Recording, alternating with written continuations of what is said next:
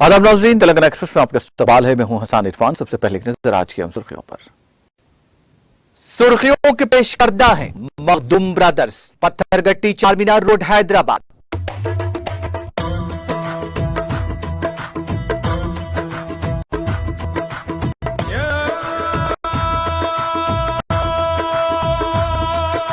Makhdoom brothers, Patthargatti Charminar road Hyderabad.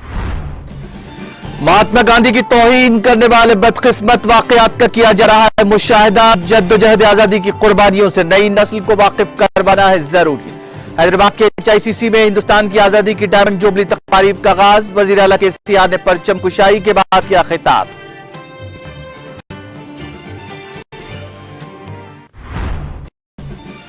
Telangana के बाद अजला के लिए रेड अलर्ट जारी, दीगर अजला में येलो और ऑरेंज अलर्ट। शदीद से शदीद तर बारिश की पेशकियासी। वज़ीर सियासत श्रीनिवास गौड़ ने महबूबनगर में सैलाब की सूरत हाल का लिया जायजा। नेकलेस रोड और मिनी टैंक बंड ब्रिज के तामीरी कामों के आगाज की भी दी हिदायत। हैदराबादी शटलर PV सिंधु ने गोल्ड मेडल जीत लिया। हिंदुस्तान के सोने के तमगों की तादाद 19 हो गई।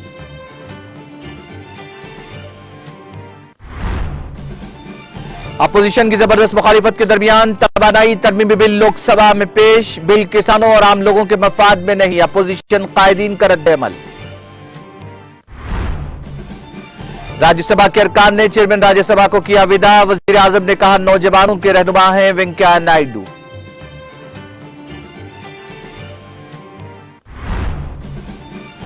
हाफिज बाबानगर में मलबूसात की दुकानात में लगी आग। फायर इंजन की मदद से आग पर पाया गया काबू। करोड़ों रुपए के नुकसान का अंदेशा।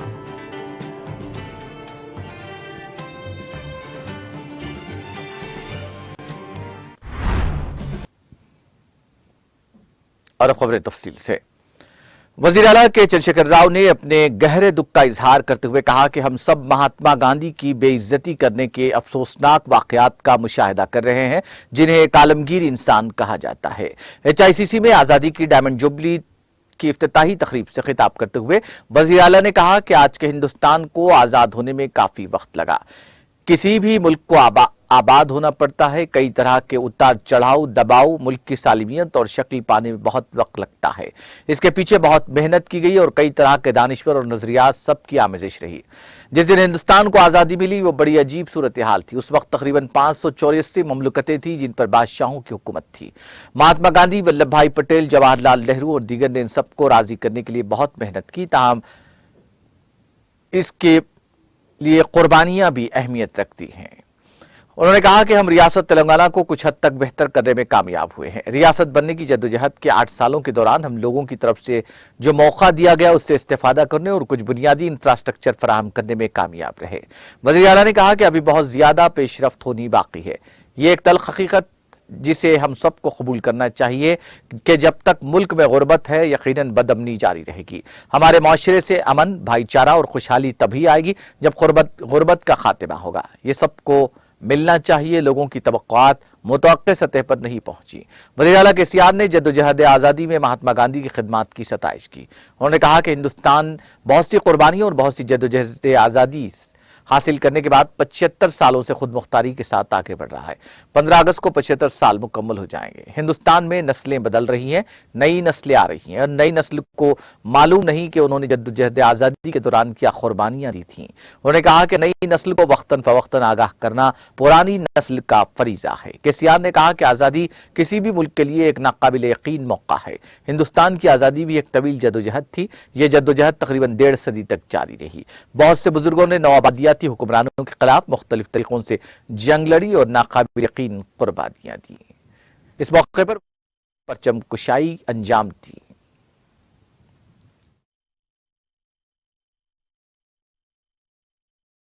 మీరందరూ కూడా ప్రయత్నాలు చేయాలని చెప్పి నేను కోరుతూ ఉన్నాను. కానీ ఈ మధ్య కాలంలో కొన్ని బాధ కలిగించేటువంటి విషయాలు జరుగుతూ ఉన్నాయి. విశ్వమానవుడు అని కీర్తించేటువంటి మహాత్ముని గురించినటువంటి కించపరిచేటువంటి కొన్ని వ్యాఖ్యలు వినే దురదృష్టం చూస్తా ఉన్నాం. నేను ప్రైమరీ స్కూల్లో అడుగుపెట్టిన నాటి నుంచి నేటి వరకు కూడా అనేక వందల వేల సందర్భాలలో బోలో స్వతంత్ర భారత్ కి జై, మహాత్మా గాంధీకి జై అని నినాదం చేసిన నాలుక ఇది. కోటాను కోట్ల మందిని గాంధీ గారి పటాలు నెత్తిన పెట్టుకొని ఊరేగినటువంటి దేశం ఇది. జాతి పితగా మనమే బిరుదాంకితులు చేసుకున్నటువంటి గొప్ప మానవతావాది మన మహాత్మా గాంధీ గారు. వారిని కించపరిచేటువంటి కొన్ని దురదృష్టకరమైన సంఘటనలు చూస్తా ఉన్నాం. ఇది ఏమాత్రం వాంఛనీయం కాదు, మంచిది కాదు. ప్రపంచంలో ఏ జాతి కూడా తన చరిత్రను తానే మలినం చేసుకోదు. అటువంటి ప్రయత్నాలు, వెకిలి మకిలి ప్రయత్నాలు ఎక్కడ వచ్చినా మనందరం కూడా ఏకీకృతంగా, ఏకోన్ముఖంగా, ఏక కంఠంతో ఖండించాలి. మన మహాత్ముని కీర్తి మరింత విశ్వవ్యాప్తమయ్యే విధంగా మనం ప్రయత్నించాలని చెప్పి నేను మీ అందరిని ప్రార్థిస్తా ఉన్నా. మంచి ఎప్పుడు మంచి అవుతుంది, మంచి శాశ్వతంగా ఉంటుంది. మంచికి ఏనాడు విలువ తగ్గదు. మహాత్ముడు ఏనాడు కూడా మహాత్ముడుగానే ఉంటాడు. కానీ ఎవరో కొందరు చిల్లరమల్లర ఆలోచనలతో చేసేటువంటి ప్రయత్నాలు ఏనాడికి నెరవేరవు. ఆ శక్తుల యొక్క ప్రయత్నాలు తప్పకుండా మహాత్ముడుగానే ఉంటాడు. మహాత్ముని దేశంగానే భారతదేశం ఉంటుందని చెప్పి నేను బలంగా నమ్మే వాళ్ళలో ఒక్కరిని అని నేను మనవి చేస్తా ఉన్నా. మన చెవిటుప్పల దగ్గర, నల్గొండ జిల్లాలో చెవిటుప్పల దగ్గర ఒకరెవరో ఒక రెడ్డి గారు మహనీయుడు అధికారిగా ఉంటూ కూడా మహాత్మా గారికి గుడి కట్టించినటువంటి సందర్భాన్ని మనం చూస్తా ఉన్నాం. నేను గాంధీ అని చెప్పుకొని చాలా గర్వంగా తల ఎత్తుకొని చెప్పుకునే వాళ్ళు కోటాను కోట్ల మంది దేశంలో ఉన్నారు. బయటి దేశాలకు పోయినప్పుడు ఐఎమ్ ఫ్రమ్ ఇండియా అంటే, ఓహో you are from Gandhi's country, the great man's country అని చెప్పేటువంటి భారతదేశం నుంచి మనం గర్వపడతామని చెప్పి నేను మనవి చేస్తా ఉన్నా. అటువంటి మహాత్మునికి ఏ పరిస్థితులలో కూడా, ఎటువంటి పరిస్థితులలో కూడా మనం ఎటువంటి కలంకము కానీ, ఎటువంటి ఆపాదనలు కూడా కానీ సహించకుండా మనం ముందుకు పోవాలని చెప్పి నేను మనవి చేస్తా ఉన్నా. నేను ఇందాక ఒక విషయాన్ని మీకు అలవోకగా చెప్పలేదు. 47 15th August 47 నుంచి 16th May 75 వరకు ఎన్నో ప్రయాసలు, ఎన్నో ప్రయత్నాలు, ఎన్నో కష్టాలు కోర్చి ఈనాడు మనం అనుభవిస్తున్న భారతదేశం మనకు అందించబడ్డది. మనం అనుభవిస్తున్న సౌకర్యాలు మనకు కలిగినాయి. అంటే ఒక కూర్పు వెనక ఎంత ప్రయాస ఉంటుందో, ఎన్ని త్యాగాలు ఉంటాయో, ఎన్ని రకాల ఇబ్బందులు ఉంటాయో మనకు తెలుసు. ఎటువంటి జలియన్ వాలా బాగులు ఆ గాంధీ సినిమాలో కూడా చూపెడతా ఉంటారు. ఆ బ్రిటిష్ ముష్కరులు అందరినీ సమాజ్ చేసే పరిస్థితి ఉంటుంది.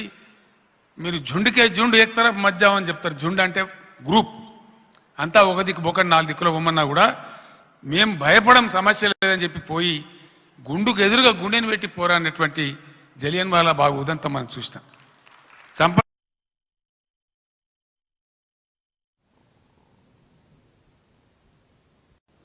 वज़ीर आला के चंद्रशेखर राव ने तेलंगाना की बॉक्सर निखत जरीन को बर्मिंघम में मुनक्किदा कॉमनवेल्थ गेम्स में खवातीन के बॉक्सिंग फाइनल में गोल्ड मेडल जीतने पर मुबारकबाद दी। उन्होंने निखत की जीत पर खुशी का इजहार किया और ख्वाहिश जाहिर की कि वो अपनी जीत का सिलसिला जारी रखें। एक बयान में वज़ीर आला ने कहा कि निखत जरीन की जीत ने एक बार फिर आलमी प्लेटफॉर्म पर तेलंगाना के साथ साथ हिंदुस्तान का नाम रोशन किया है। उन्होंने इस बात का इरादा किया कि रियासती हुकूमत रियासत में खिलाड़ियों की हौसला अफजाई जारी रखेगी। हैदराबाद ट्रैफिक पुलिस ने पुराने शहर में बीबी के अलम के जुलूस की वजह से मंगल को ट्रैफिक तहदीदात का ऐलान किया। अलम बीबी का अलावा दबीरपुरा से मस्जिद इलाही चादरघाट के दरमियान जुलूस के रास्ते पर दोपहर 12 बजे से रात 10 बजे तक ट्रैफिक की पाबंदियां आयद की जाएंगी। ये जुलूस अलावा बीबी, शेख फैज कमान, याकुतपुरा रोड, एतबार चौक, आलीजा कोटला, चार मीनार, गुलजार हाउस, पंजशाह, मीर चौक, मीरा लंबंडी, दारुशफा, मैदान अज़ा, खाना जहरा, काली कबर से होता हुआ मस्जिद इलाही चादरघाट के करीब इख्तिताम पजीर होगा। जुलूस के रास्तों पर गाड़ियों को जाने की इजाजत नहीं होगी। ट्रैफिक हुक्काम ने अवाम से इस ज़िम्न में ताउन की अपील की है।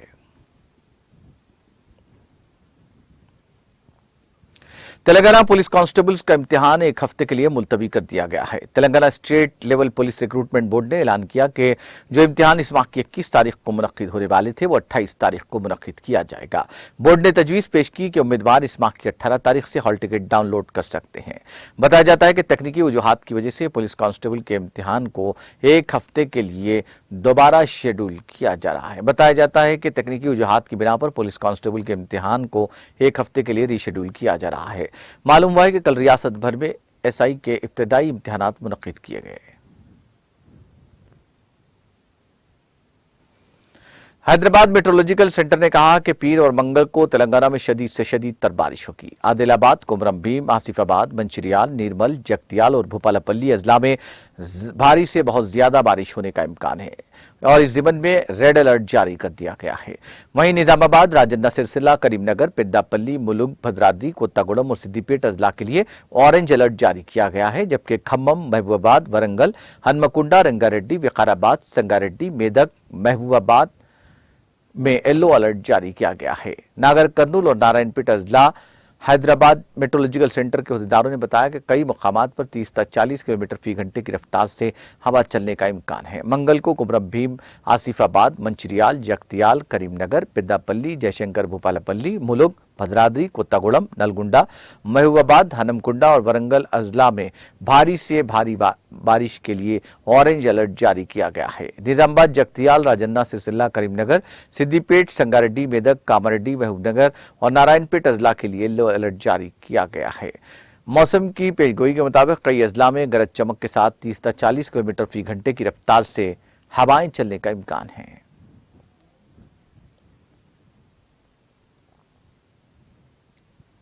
रियासती वजीर सियाहत डॉक्टर वी श्रीनिवास गौड़ ने महबूबनगर में वाक़ मिनी टैंक बंड के अतराफ तामीर होने वाले नेकलेस रोड और ब्रिज के तामीरी कामों की पेशरफ्त का जायजा लिया।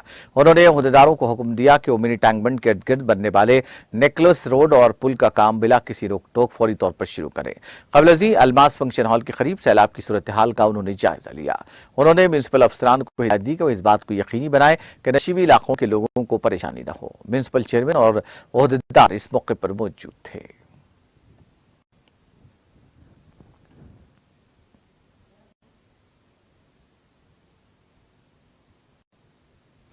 हैदराबादी शटर पीवी सिंधु ने गोल्ड मेडल जीत लिया। सिंधु ने बर्मिंघम में कॉमनवेल्थ गेम्स में बैडमिंटन खवातीन के सिंगल्स का फाइनल जीता।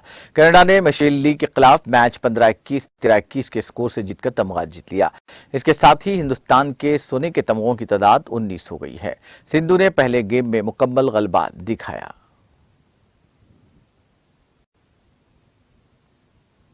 रुकन असेंबली मनगुरु कोमटिरेड्डी राजगोपाल रेड्डी ने पी को तेलंगाना असेंबली के स्पीकर पोचाराम श्रीनिवास रेड्डी से मुलाकात करते हुए अपना इस्तीफा पेश कर दिया। उन्होंने कहा कि वो अपने ओहदे से इस्तीफा दे रहे हैं और उसकी मंजूरी की दरख्वास्त की। स्पीकर पोचाराम श्रीनिवास रेड्डी से दरख्वास्त की उनका इस्तीफा कबूल किया जाए। इस मामले का जिक्र स्पीकर के दफ्तर ने किया है। उन्होंने 2018 के इलेक्शन नलगुंडा के जिले बेंगलुरु असेंबली हल्के से जीता था। राजगोपाल रेड्डी, जिन्होंने हाल ही में कांग्रेस पार्टी को अलविदा कहा, इस बात का ऐलान किया कि वह असेंबली की रुकनीत से मुस्तफी हो रहे हैं।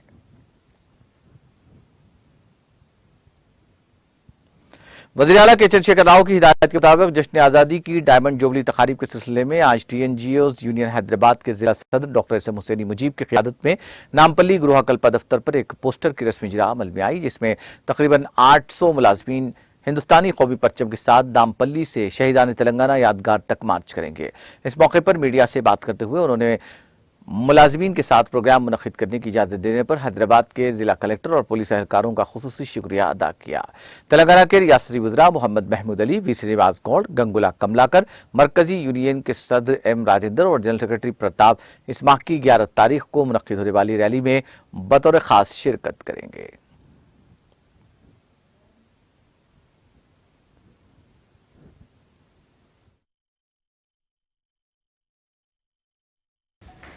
Telangana NGO union Hyderabad district के जानिब से आप तमाम का मैं खैर मकदम करते हुए, Telangana NGO union Hyderabad district हमेशा तेलंगाना के सरकारी मुलाजिमीन के साथ, कॉन्ट्रैक्ट आउटसोर्सिंग एम्प्लॉइज़ के साथ और गरीब गुरबा के साथ हम लोग ठहरे। हर मुश्किल वक्त में, हर खुशी के वक्त में हम लोग साथ ठहरे उनके।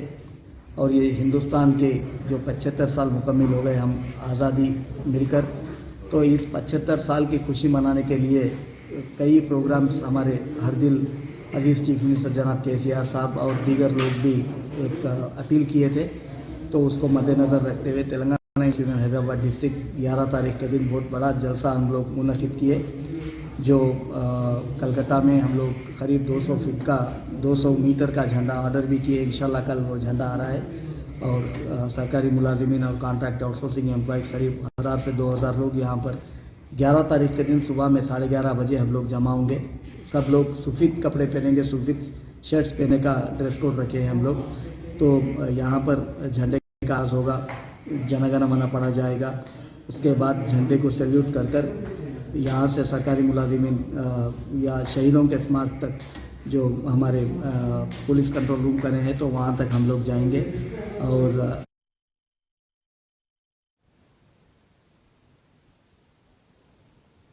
मेडिकल स्टूडेंट्स ने एमएनआर महावीर और T Ram Mohan Reddy medical college में मेडिकल निशिस्तों की मनसूखी के खिलाफ Kaloji Narayan Rao health sciences university के सामने धरना दिया। Kaloji Narayan Rao university of health sciences Warangal शहर में है, जबकि तलबा महावीर और टीटीआर मेडिकल कॉलेजेस के तलबा को एनएमसी के रहनुमा खतूत के मुताबिक दूसरे कॉलेजेस में एडजस्ट करने के लिए एहतजाज कर रहे हैं। हुकूमत ने जवाब दिया कि 150 पीजी तलबा और 450 यूजी मेडिकल तलबा को चाहिए कि वो नेशनल मेडिकल काउंसिल और हाईकोर्ट के हुक्म के मुताबिक दीगर मेडिकल कॉलेजेस में अपनी सीटें एडजस्ट करें, वरना उनका मुस्तकबिल तारीख होगा।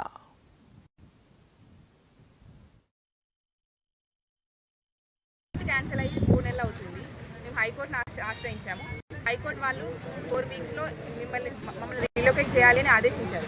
4 వీక్స్ అయిపోయింది, అయినా కూడా వీళ్ళు ఏం యాక్షన్ తీసుకోవట్లేదు।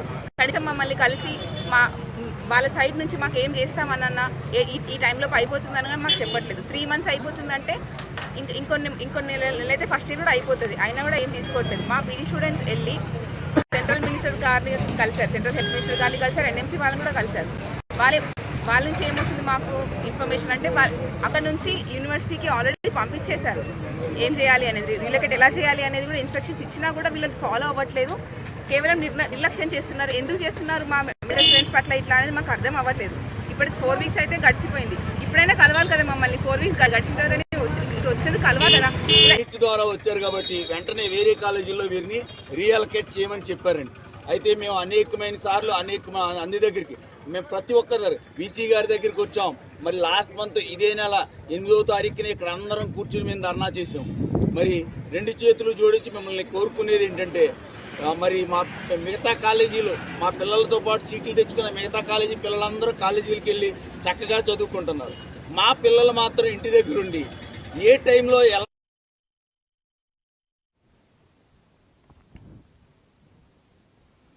Telangana state electricity employees association ने मरकज के नए मुतारिफ करदा बरक़ी तरमीमी कानून की मुखालिफत में एहतजाजी धरना मुनज़्ज़म किया। एसोसिएशन के कायदीन देवेंद्र रेड्डी माधु रेड्डी ने कहा कि मरकजी हुकूमत ने अडानी अंबानी को फायदा पहुंचाने के लिए नए बरक़ी कानून को मुतारिफ कराया है, जिससे गरीब आवाम को शदीद परेशानी का सामना करना पड़ेगा। टीवी रमेश ने धरना प्रोग्राम में कहा कि मरकजी हुकूमत बरक़ी के निज़ाम को गैर मुस्तहकम करने की कोशिश कर रही है और सिर्फ अडानी अंबानी के मुताबिक नया कानून बनाया है। वेंकटेश्वर, चंद्र प्रकाश, अशोक रामनाथम और दीगर ने इस एहतजाज में हिस्सा लिया। మరి ఆల్ ఇండియాలో ఉన్నటువంటి మా యొక్క నేషనల్ కోఆర్డినేషన్ కమిటీ ఇచ్చిన పిలుపు మేరకు మా యొక్క తెలంగాణ విద్యుత్ సంస్థల జాక్ ఇచ్చిన పిలుపు మేరకు ఈరోజు మీరంతా కూడా ఇక్కడ నిరసన తెలియజేయడం జరుగుతోంది। ముఖ్యంగా ఈరోజు కేంద్ర ప్రభుత్వం అనుసరిస్తున్నటువంటి విధానాలు ఏదైతే కార్పొరేట్ సెక్టార్లకు అనుకూలంగా తీసుకున్నటువంటి నిర్ణయాలు ఈరోజు ఈ విద్యుత్ సంస్థలను పూర్తిగా నిర్వీర్యం చేసే విధంగా జరుగుతూ ఉన్నాయి। మరి ఈరోజు ఈ డిస్కామ్లను ముఖ్యంగా ఇటు ప్రీపెయిడ్ పేరుతో, ఇటు కోల్ జనరేషన్ అయితే కోల్ పర్చేజ్ పేరుతో, ఇటు డిస్కామ్లను మళ్ళీ గ్రీన్ పవర్ పర్చేజ్ పేరుతో టోటల్గా ఆర్థికంగా నష్టపరిచే విధంగా వాళ్ళు తీసుకున్నటువంటి చర్యలు వాటిని ఈరోజు భారత సమాజానికే అన్యాయం చేసే విధంగా ఉన్నాయి। కాబట్టి దీన్ని పూర్తిగా మేము వ్యతిరేకిస్తున్నాం। మా జాక్ పిలుపు మేరకు ఈరోజు మేము ధర్నా కార్యక్రమం నిర్వహిస్తున్నాం। ఈరోజు ప్రైవేటైజ్ చేయడానికి ఒక దుర్మార్గ కుట్రపూరితంగా చేసినటువంటి బిల్లును మేమందరం కూడా విద్యుత్ సంస్థలు పనిచేసే ఉద్యోగులు, ఆర్టీసీ చేసిన వరకు అన్ని రకాల ఆల్ క్యాడర్స్ కూడా ఈ యొక్క బిల్లును నిర్వాధనంగా మేము ఖండిస్తా ఉన్నాం। ఒకవేళ కనుక ఇదే బిల్లు ఏమైనా చేసేదంటే మేము మెరుపు సమ్మెకైనా పోసి ఈ రాష్ట్రాన్ని కానీ ఈ దేశాన్ని కానీ ఒక చీకట్లో చేసి మా యొక్క పవర్ ఎంప్లాయీస్, ఎలక్ట్రిసిటీ ఎంప్లాయీస్ అనే యొక్క మా యొక్క వాయిస్ను గవర్నమెంట్కు తెలియజేస్తా ఉన్నాం।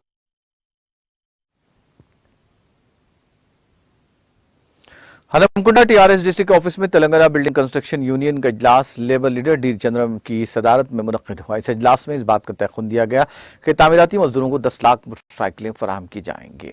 वेलफेयर बोर्ड से बोगस कार्ड कैंसिल करवाने और तामीराती कारकुन को वेलफेयर बोर्ड का चेयरमैन बनाने जैसे मुतालबात भी जेर बहस आए। इसके अलावा 60 साल से ज्यादा उम्र के मजदूरों को मुस्तकिल मुद्दत के लिए लेबर कार्ड बनाने के लिए इक़दाम करने का मुतालबा किया गया।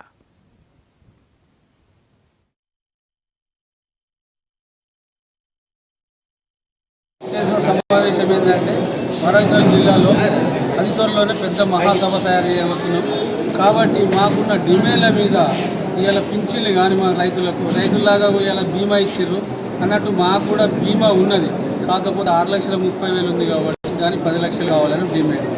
మరి మా పిల్లలకు టీఎస్ హాస్పిటల్ కానీ స్కూల్ కానీ ఇలా కేజీ నుండి పీజీ వరకు కూడా స్కూళ్ళు ఇలా గవర్నమెంట్ ఇస్తుంది, కానీ కాకపోతే మాకు కావాల్సింది వాళ్ళకి ఇస్తుందా లేదా మాకు తెలియదు. కానీ మా కార్పొరేట్ నుండి 1996 చట్టం నుండి దీని నుండి మాకు ఇవన్నీ అమలు కావాలి. ప్రతి ఒక్క 60 ఏళ్ళు జరిగిన వ్యక్తికి 5,000 రూపాయల పింఛన్ కావాలి. ఇలా 2,000 రూపాయలు మేము ప్రభుత్వం ఇస్తుందంటే మాకు ప్రభుత్వం నుండి కాదు, మేము అడిగింది మా బోర్డు నుండి కావాలి. ప్రతి ఒక్క మా డిమాండ్లను ఇవి నెరవేర్చాలని హాస్పిటల్ కానీ ఇలా స్కూల్ పిల్లలు కానీ ఇలా ఎక్కడైనా చనిపోయిన వాళ్ళకు ఆర్థికంగా కానీ మాకు కార్డును 60 ఏళ్ళకే రిటైర్ చేసేది.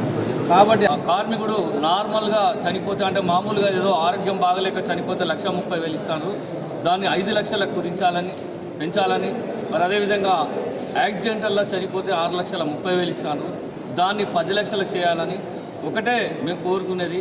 ప్రభుత్వం నుండి మాకు ఇవ్వాల్సింది ఏం లేదు. మా కార్మికులకు ఎక్కడ బిల్డింగ్ కన్స్ట్రక్షన్ అయినా ప్రభుత్వ బిల్డింగ్లు కానీ ప్రైవేట్ బిల్డింగ్లు కానీ కన్స్ట్రక్షన్ అయినప్పుడు గవర్నమెంట్ దగ్గరికి పర్మిషన్కి వెళ్ళినప్పుడు అందులో భాగంగా 1% సెస్ తీసుకున్న తర్వాతనే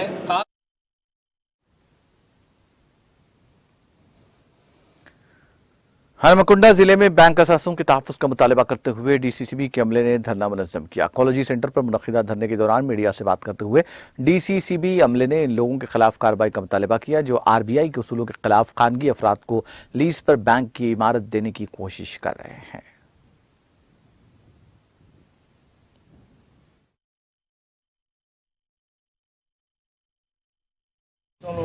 దేశంలో ఉన్నటువంటి సహకార బ్యాంకులన్నీ కూడా జనవరి నుండి డైరెక్ట్గా ఆర్బీఐ పరిధిలోకి రిజర్వ్ బ్యాంక్ పరిధిలోకి వచ్చినాయి. రిజర్వ్ బ్యాంక్ పరిధిలోకి వచ్చినాయి కాబట్టి రిజర్వ్ బ్యాంక్ యొక్క ఉద్దేశం ప్రకారంగా బ్యాంకులో ఏది కూడా ఉన్నటువంటి బిల్డింగ్స్ ఏది కూడా కిరాయికి ఇవ్వకూడదు, అది కూడా దాంట్లో మరీ వ్యాపార సంస్థలకు కిరాయికి ఇవ్వకూడదు అనేటువంటి నిబంధన ఉంది. దీని మీద ఇప్పటికే ఈ వరంగల్ జిల్లా సహకార కేంద్ర బ్యాంకులో జరిగినటువంటి నిర్మాణం మీద కోర్టులో కేసు ఉంది. ఆల్రెడీ గవర్నమెంట్ దగ్గర ఎంక్వైరీ కూడా విచారణ కూడా పెండింగ్ ఉంది. ఆ విచారణ జరుగుతున్న ఈ మధ్యలోనే మరి కొంతమంది వ్యక్తులు ఎవరైతే లీజుకు తీసుకొని ఇంతకుముందు కొంత కార్యక్రమం నడిపించారో ఆ వ్యక్తులు మరొకసారి కోర్టు ఆర్డర్ని లెక్క చేయకుండా, ఇక్కడ ఉన్నటువంటి ఆర్బీఐ నిబంధనలు లెక్క చేయకుండా, ఇక్కడ ఉన్నటువంటి ఈ చర్యను కనుక వెంటనే నిలుపుదల చేయకపోతే, ప్రభుత్వాలు కనుక అడ్డుకోకపోతే, ఈ మేనేజ్మెంట్ కనుక అడ్డుకోకపోతే రాబోయే రోజులలో ఈ సమ్మెను మరింత ఉధృతం చేస్తాం. ఇక్కడ ఉన్నటువంటి మరి రోజువారీ కార్యక్రమం కింద ఇక్కడ రిలే నిరాదీక్షలు అవన్నీ కూడా చేసేటువంటి కార్యక్రమం చేస్తాం. అవసరమైతే రాష్ట్ర స్థాయిలో కోఆపరేటివ్ బ్యాంకులన్నింటి కూడా 9 జిల్లాల బ్యాంకులు అన్నింటి కూడా ఇక్కడికి వచ్చేసి ధారణ చేస్తాయి.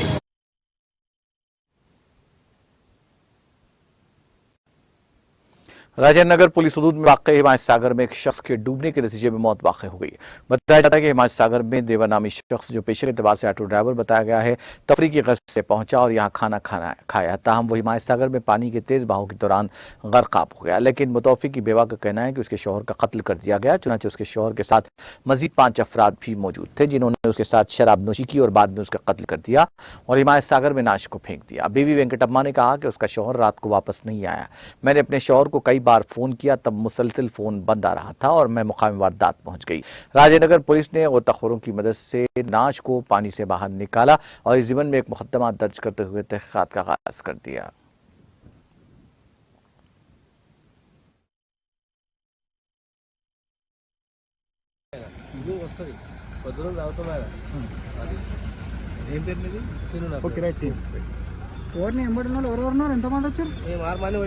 కళ్యాణ్, రమేష్, నేను అంజీ గీత రాదా ఎవరికి గీత వస్తుంది, అది తాగిన బాగా ఈత వస్తుంది. పోయిన 2-3 సార్లు బయటకు వచ్చింది మంచిగానే. దిగేటప్పుడు వీడియో తీసిర్రు పోరాలు వీడియో తీసిర్రు వాళ్ళ దగ్గర ఉన్నాయి.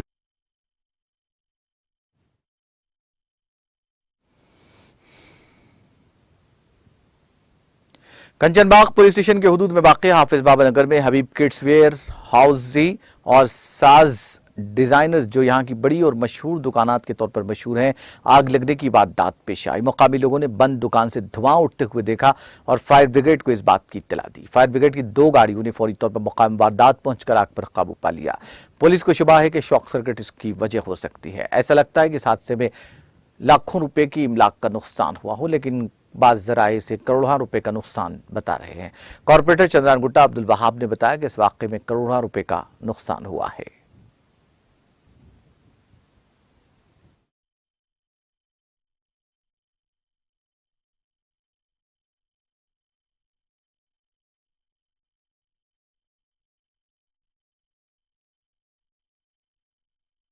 आज हाफिज बाबा नगर जो उमर होटल से जो अंदर एक रोड आती है, जो बड़ी मार्केट है, यहाँ पर सास डिज़ाइनर बोल के एक बड़ी कपड़े की शॉप थी, जो बाबा नगर की मैं कह सकता हूँ कि बहुत बड़े पैमाने पे जहाँ पर कपड़े का कारोबार होता था। आज सुबह हबीब मिल्लत अकबरुद्दीन अवैसी साहब और असदुद्दीन अवैसी साहब को ये इत्तला मिली कि बाबा नगर में ये शॉप पे जो है ना शॉर्ट सर्किट हुआ, और जिसकी वजह से यहाँ पर छोटा सा शॉर्ट सर्किट हुआ। फर्स्ट एक 11 kV का वायर है जो इलेक्ट्रिकल डिपार्टमेंट का है। पब्लिक से ये इत्तला मिल रही है कि वो वायर टूटने के बाद में एक ऑटो पे गिरा, उसके बाद में जो है ना इस शॉप के बोर्ड को आंच लगी, और जैसे ही मुझे भी इत्तला मिली ये वाक़या जो है ना